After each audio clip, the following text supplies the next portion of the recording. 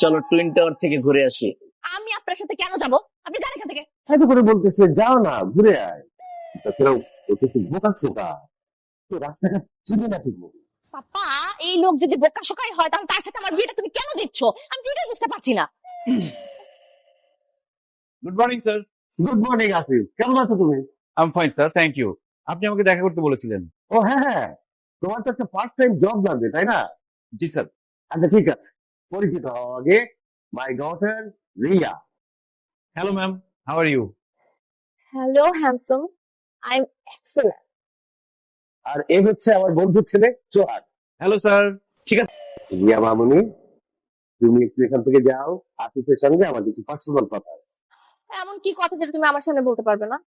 আমি এখানে বলবো, তোমার যা বলা তুমি আমার সামনে বলো। তোমার সামনে বলা যাবে না, বলা যাবে না বলেই তো তোমাকে বললাম যে তুমি একটু ভিতরে যাও, আমার একটু পার্সোনাল কথা আছে। পাপা, আমার এখন ভিতরে যেতে একদম ইচ্ছে করছে না। কি কথা বলো, আমার খুব শুনতে ইচ্ছে করছে। তুমি এখানে বলো না পাপা আমার সামনে, প্লিজ। ম্যাম, আপনার বাবা যেহেতু নিষেধ করেছেন, আপনার এখানে থাকা উচিত না। মনে রাখবেন, বাবা মায়ের অবাধ্য হওয়া ঠিক না। আর ভালো মেয়েরা কখনো বাবা মায়ের অবাধ্য হয় না। আপনাকে দেখেই মনে হচ্ছে আপনি অনেক ভালো মেয়ে। পাপা, ঠিক আছে আমি যাচ্ছি। আপনিও কিন্তু খুব ধৈর্য। পাপা, উনি কিন্তু খুব ভালো ছেলে। Thank you.